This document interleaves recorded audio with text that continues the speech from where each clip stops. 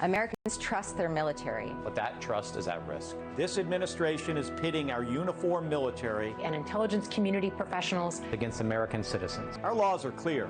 You can refuse illegal orders.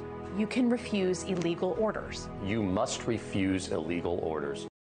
All right, so those are Democratic lawmakers going to social media urging members of the military and American spy agencies to basically disobey the president if they believe they've gotten unlawful orders.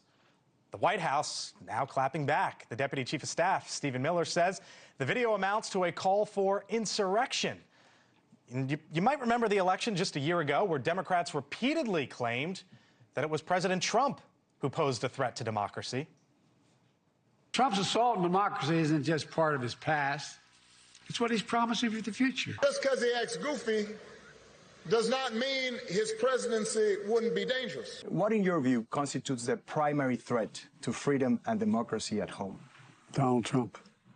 Full panel. Here with me now, Julia Manchester, White House reporter for The Hill, Denise Gitsham, NewsNation political contributor, and Scott Bolden, NewsNation political contributor as well. Hello to you all. Hello. Thanks for being in.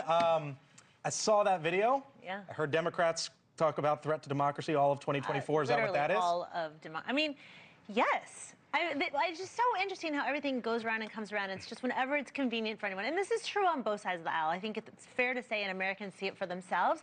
But I think it's so irresponsible of elected lawmakers who are sort of see themselves as being above the law to encourage military folks who are actually subject to the UCMJ, like they have their own set of rules and laws that they have to adhere to.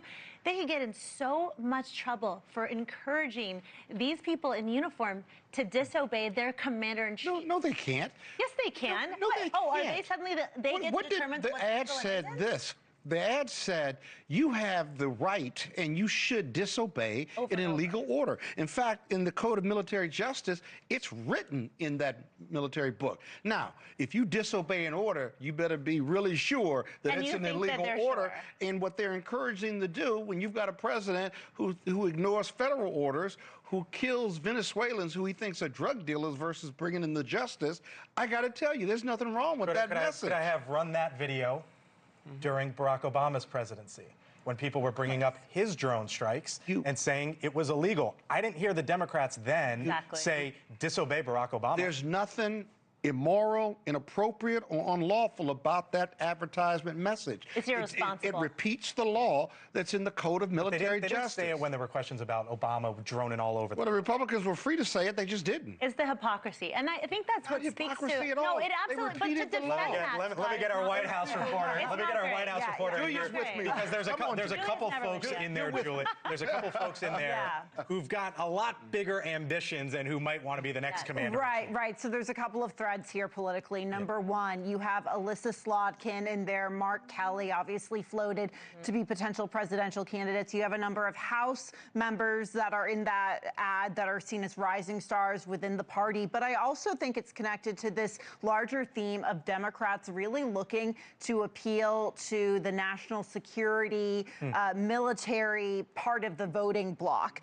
Remember, just 2 weeks ago, we saw widespread wins for Democrats in Virginia and New Jersey, two women with national security and military backgrounds. We see a number of these same lawmakers in those interviews really leaning into it. So this is their way of trying to push back against the Trump administration. Now, critics would say, look, why don't you use your own role in Congress to push back and question maybe the legality of the Venezuela strikes? But that's what you hear from the other side. See, that's why she's our White House reporter. All right, meantime, the Justice Department's case against the former FBI Director James Comey could be in serious jeopardy.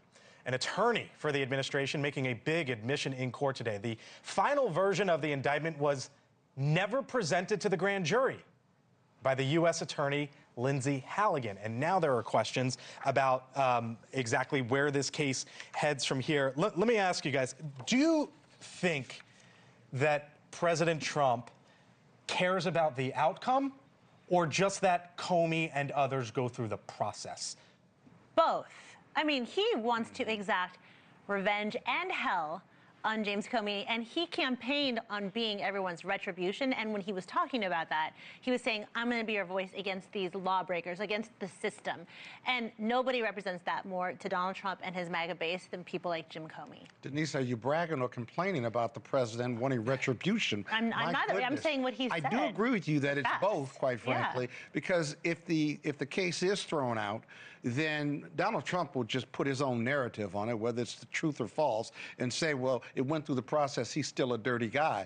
If he is convicted, he will say, I am your retribution, and he was a dirty cop and bad. Either way, it smells bad. It's going to the Court of Appeals and even the Supreme Court, no matter what happens. And again, he drives that negative narrative because this is not an independent Department of Justice. Do you think this gets tossed? I think 75% sure it gets tossed. I've put a lot of cases in the grand jury before.